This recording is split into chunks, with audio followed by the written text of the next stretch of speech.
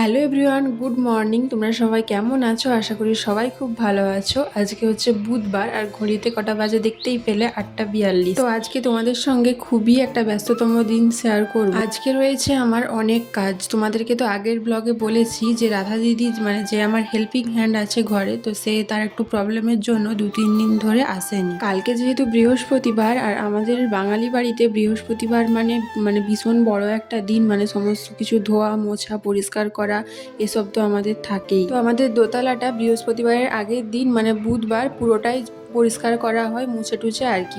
সপ্তাহে প্রত্যেকটা দিন ঝাঁট দেওয়া হয়, তবে মোছা হয় ওই একদিনই, মানে বৃহস্পতিবারের আগের দিন। পুরো 3তলা সিঁড়ি থেকে দোতলা সমস্ত কিছু পরিষ্কার করা হয়। যেহেতু রাধা দিদি আসেনি তাই এবারে তো আমাকেই করতে হবে, তাই নিচে সমস্ত কাজকর্ম কমপ্লিট করে চলে এসেছি ওপরে। ব্লগটা শুরু করার আগেই আমার বাসন ধোয়া ঝাঁট দেওয়া এগুলো করে নিয়েছিলাম আমি। তারপরে ঘর মুছতে মুছতে তোমাদের সঙ্গে ব্লগটা আমি স্টার্ট করেছিলাম। তো দেখো দোতলাতে চলে এসেছি। প্রথমে পুরোটা ঝাঁট দিয়ে পরিষ্কার করে নেব, তারপরে আস্তে আস্তে মোছামুছি করব।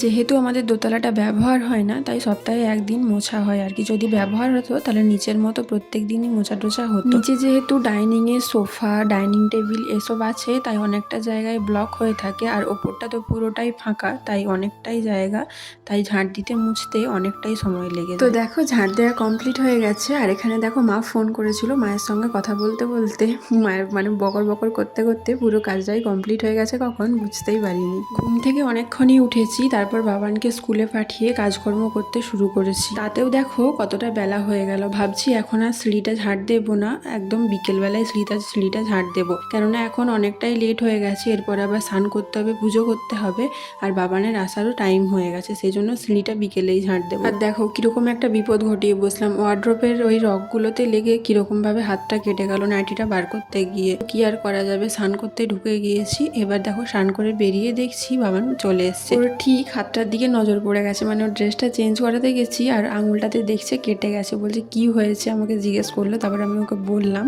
দিয়ে বারণ করছিলাম যে ওই ওয়ার্ড্রপটাতে যেন আমাকে না বলে না হাত দেয়। তো ওর তো কেটে গেলে অনেকটাই কেটে যাবে, কেননা ওর এখন নরম আঙুল, সেই জন্য আমাকে একটু ওই জন্য আদরও করে দিল। তো দেখো ওকে ড্রেসটা চেঞ্জ করিয়ে নিজে একটু ক্রিম ট্রিম মেখে নিচ্ছি, সিঁদুর টিঁদুর পরে নেব। তারপরে এরপর পুজো করা আছে, বাবানকে খাওয়ানো আছে, স্নান করানো আছে। ওর আবার আজকে ড্রয়িংয়ের ম্যাম আসবে, তো ওকে আগে রেডি করে দিতে হবে, একটু পরেই ম্যাম চলে আসবে। সকালবেলা এত কাজ করা হয়ে গেছে আর রান্নাবান্না করতে মোটেই ইচ্ছে করছিল না, কিন্তু না করলে তো চলবে না। তারপরে দেখো এখানে বাবার জন্য কটা রুটি করতে হতো। বাবার যেহেতু সুগারটা একটু বেড়ে গেছে তো সেই জন্য রুটি খায়, মুড়ি খায় না। তো বাবার জন্য 3টে রুটি আগে সেঁকে নিলাম, তারপরে বাবানকে খাইয়ে দেবো, স্নান করিয়ে দেবো, তারপরে আমি যাব পুজো করতে। পুজো করে এসে তারপরে নিজে খাবো। তো এখানে ওকে 2টি মুড়ি খাইয়ে দিলাম, আর ওর সমস্ত কিছু মানে বিছানাতে রেডি করিয়ে রেখে দিয়েছি, যেহেতু বললাম তোমাদেরকে যে এক্ষুনি ম্যাম আসবেন, সেই জন্য। তো ওর এখানে স্নান করাটাও হয়ে গেছে। ওকে এবারে রোদে একটু খেলতে ছেড়ে দেবো, যাতে একটু গাটা গরম হয়ে যায়। অনেক সকাল সকাল স্নান করানো হয় যেদিনে ম্যাম আসে, কেননা ম্যাম যেতে যেতে প্রায় 1:30-2 বেজে যায়। তো তখন স্নান করালে তো ঠান্ডা লেগে যাবে, সেই জন্য এখনই স্নানটা করিয়ে দিই। তারপরে দেখো জামা কাপড়গুলো ওয়াশিং মেশিন থেকে বার করে নিয়েছি, কাঁচা ধোয়াও কমপ্লিট। তো এবারে এগুলোকে রোদে মিলে দিয়ে আমি যাব ওপরে পুজো করতে। আজকে তোমাদের দাদাভাই বাড়িতে নেই, ও গেছে কলকাতা একটু কাজের জন্য, তাই সেরকম কিছু রান্নাবান্না করব না, হালকা পাতলাই 1-2 রান্নাবান্না করব। এখানে দেখো গাছে অনেক ফুল ফুটেছে, কিছু কিছু ফুল তুলে নিচ্ছি, পুজো দেব, আর কিছু গাছেই থাকবে, কেননা ফুলটা গাছেই বেশি দেখতে ভালো লাগে। তো দেখো উপরে চলে এসেছি। এখানে মা লক্ষ্মীকে ঢাকা দিয়ে রেখেছিলাম, সেটা আগে খুলে দিলাম, তারপরে এবারে আস্তে আস্তে পুজোটা স্টার্ট করব। এখানে আমি প্রসাদ হিসাবে আজকে দিচ্ছি কমলা লেবু, তো প্রসাদটা দিয়ে ধূপ প্রদীপটা জ্বেলে সকাল সকাল স্নান করে পুজোটা দিয়ে দিতে পারলে না মনটাও শান্তি লাগে, মনে হয় যেন সারাদিনের অনেক কাজ হয়ে গেল। এখানে যদি পুজো দেওয়ার সময় আমার কিছু ভুল ত্রুটি হয়ে থাকে তো আমাকে কিন্তু কমেন্টে বলে যেও, কেননা আমি নিজেই করি, যেহেতু আমার শাশুড়ি মা নেই, তোমাদেরকে আমি আগেই বলেছি। তো যার থেকে যতটুকু শিখেছি সেই হিসাবেই আমি নিজের মতো করেই পুজোটা দেওয়ার চেষ্টা করি। আর যখন মা আসে তখন তো মা বলে দিয়েই যায় যে এটা এভাবে করবি, ওটা এভাবে করবি। তাও যদি তোমাদের কিছু মনে হয় যে খারাপ কিছু তোমরা যদি দেখো, মানে ভুল কিছু দেখো, তো তাহলে বলে যেও। তো দেখো পুজো দেওয়া হয়ে গেছে, এবার নিচে চলে এসেছি, রান্নাবান্না করব। আজকে শাক ভাজা করব আর চিকেন করব, ব্যাস আর কিছু করব না। শাক ভাজাটা আমার হয়ে গেছে, তো চিকেনটা এবারে বসিয়ে দিয়েছি।